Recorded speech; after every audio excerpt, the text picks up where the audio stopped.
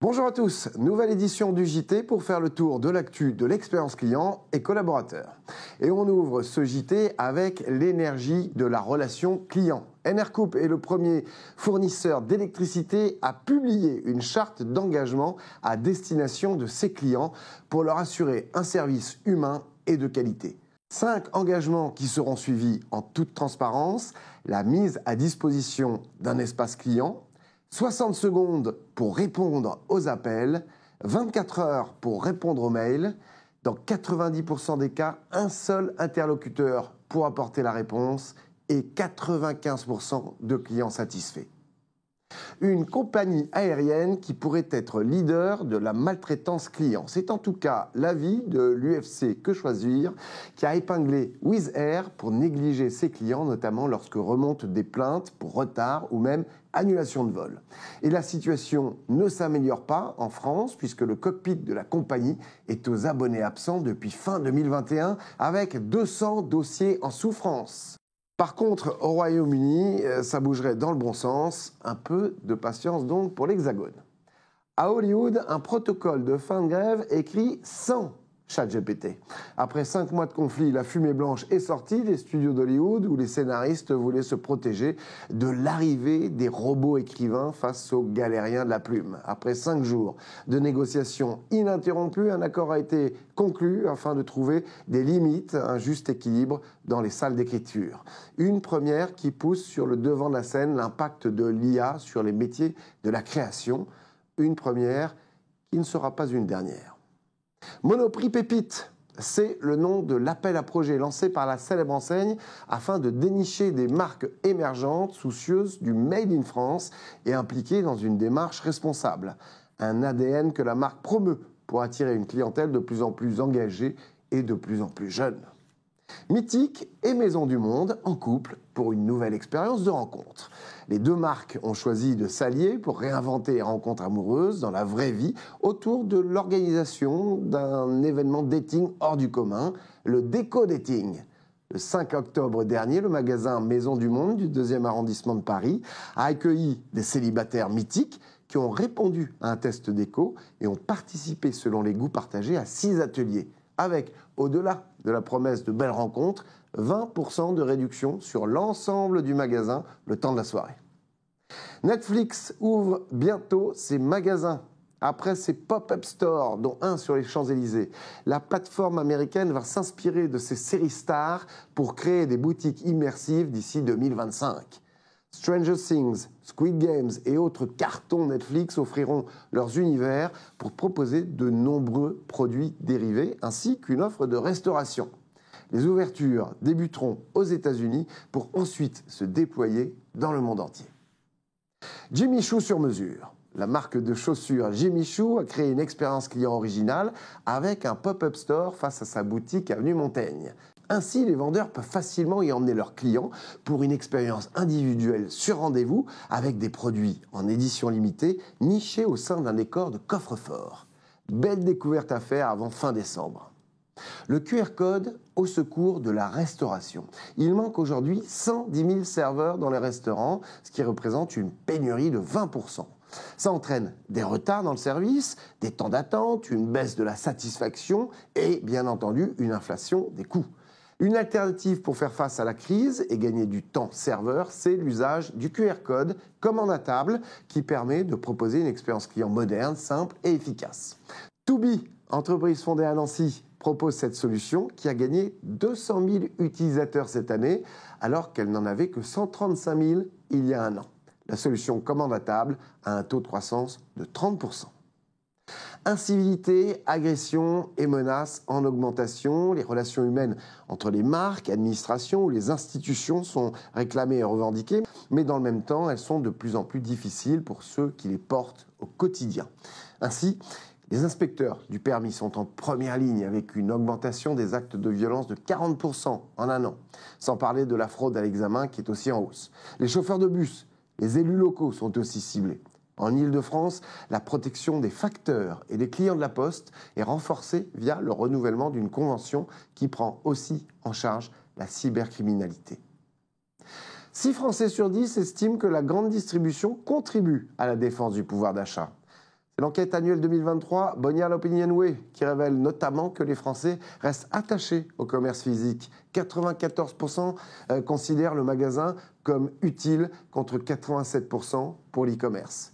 Et le commerce physique demeure incontournable pour les achats alimentaires à 83%. C'est pourquoi 89% estiment qu'il est important de conserver les magasins en France. Concernant la grande distribution, même si son rôle pour la défense du pouvoir d'achat est attendu par les Français à 82%, les efforts fournis ne sont pas toujours reconnus. 59% considèrent que la grande distribution contribue à la défense du pouvoir d'achat. Le faible impact des discours des marques qui n'influencent qu'à 36% le choix des internautes.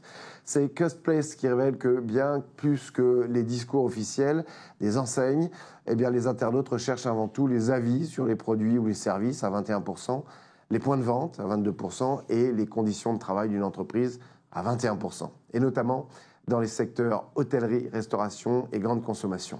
Peu importe la marque, seule l'expérience compte. Sans oublier les avis salariés qui sont les moteurs de la considération apportée à la marque. De plus en plus, les Français veulent être certains qu'ils consomment des produits ou des services élaborés dans de bonnes conditions. Les All Blacks de la Nouvelle-Zélande, champions avec leur marque en tout cas. Les vice-champions du monde sortent vainqueurs en dehors du terrain. Ils représentent la marque d'équipe de rugby la plus forte au monde avec une valeur de marque de 282 millions de dollars devant l'Angleterre, 262 millions, la France 159 et l'Irlande à 150 millions. Une augmentation de 52% depuis la précédente Coupe du Monde, des chiffres qui ne devraient pas baisser puisque cette étude Brand Finance a été publiée le 11 octobre, donc bien avant la finale. Justement, quelle marque marque le plus sur les réseaux ? L'agence d'influence marketing Reach a révélé qu'entre août 2022 et août 2023, c'est Ruinart qui, avec 24,3% des voix, a été la marque de champagne la plus citée par les influenceurs sur les réseaux sociaux, devant Moët & Chandon à 10,5% et Tétinger à 7,8%. Rappelons bien évidemment que l'abus d'alcool est dangereux pour la santé et à consommer avec modération. Dépannage à domicile, la DGCCRF monte le ton. 64% des entreprises contrôlées par les services de la DGCCRF sont en anomalie. Sont concernés entre autres serruriers, plombiers, électriciens. Compte tenu du nombre de plaintes toujours importantes reçues dans ce domaine, eh bien, la DGCCRF a renouvelé en 2021 son enquête dans le secteur du dépannage à domicile. Réalisée auprès de 545 établissements, elle souligne des problèmes chez près de 2/3 des établissements contrôlés. Absence de devis, pièces de mauvaise qualité, plusieurs prélèvements pour la même intervention, prix réel des prestations, qualification professionnelle ou non-respect des règles de protection des consommateurs. La liste des anomalies repérées est longue. Plusieurs jugements ont été rendus pour sanctionner les professionnels en infraction. Parlons d'événements maintenant. Retour vers le futur de la dictée. Gros succès de la première édition de la grande dictée de la relation client, organisée par Orthodidacte et Sens du client. Une épreuve proposée par Michael Hiroux et Thierry Spencer qui a rassemblé 1400 participants et 33 équipes. Bravo à tous, notamment à tous les vainqueurs.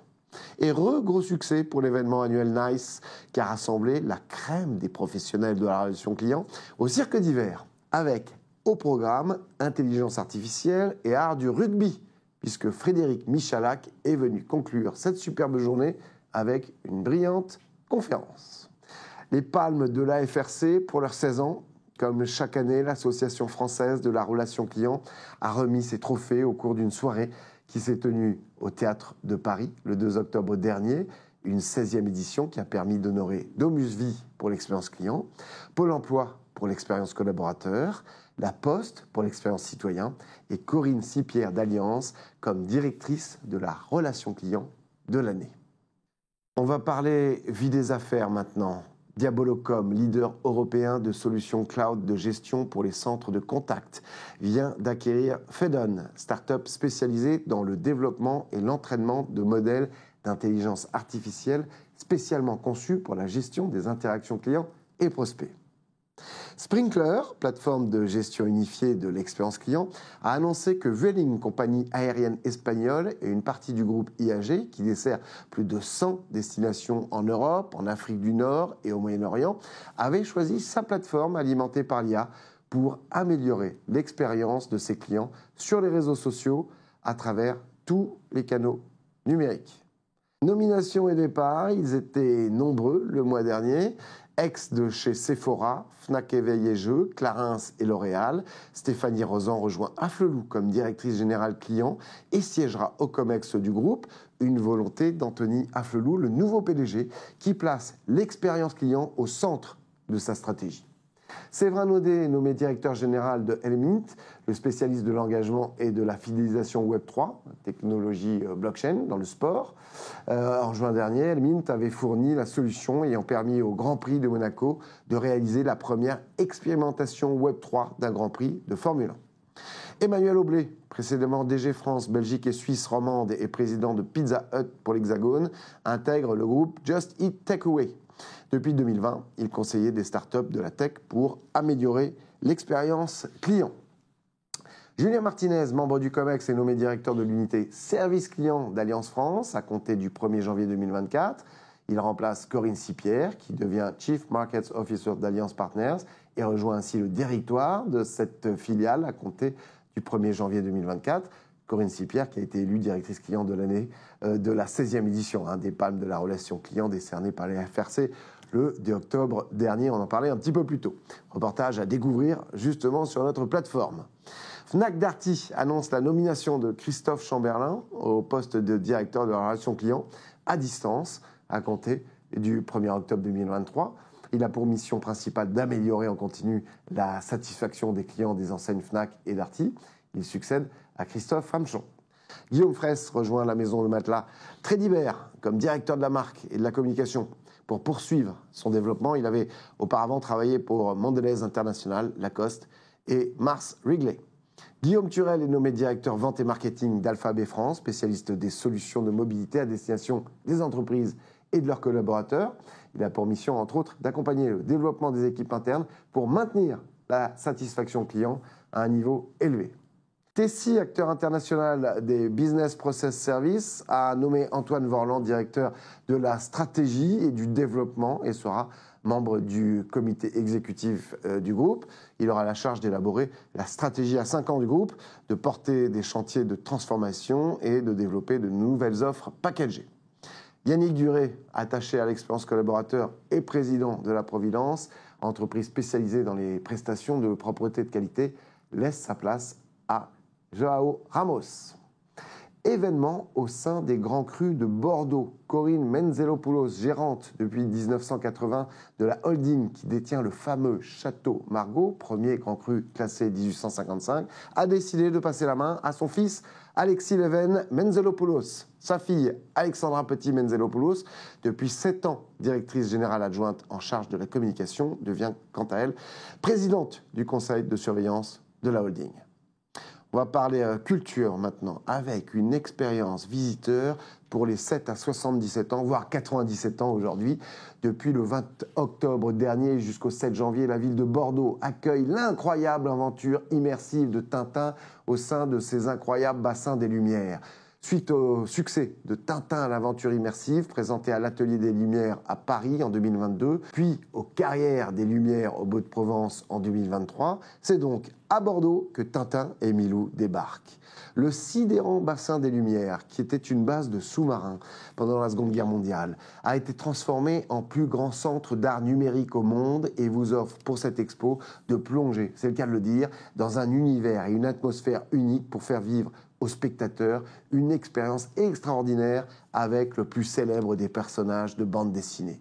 1400 mètres carrés de béton, d'acier, le plan d'eau offre un lieu idéal où sont projetés images et films sur les murs avec des illustrations de Tintin dont la taille originale a été multipliée par 100. La bande musicale a été étudiée en tenant compte de ce qu'écoutait Hergé lui-même en dessinant les Beatles, Iggy Pop, Bowie, Creedence Clearwater Revival, vous accompagnent durant cette plongée tout du long de l'univers de Tintin. Et on termine avec le livre du mois, Submersion de Bruno Patino. L'ancien patron des programmes de France Télévisions et actuel président d'Arte France et Allemagne nous livre une réflexion sur les illusions d'un monde digital qui nous offrirait des choix et des horizons sans limites, mais qui nous assaille et qui nous submerge de sons, d'images, d'algorithmes, en nous rendant esclaves de nos écrans jusqu'au plus profond de nos nuits. Comment exister dans cette vie numérique? C'est aux éditions Grasset. Voilà, merci de nous avoir suivis. Merci à Eric Lestanguet à la préparation de ce JT.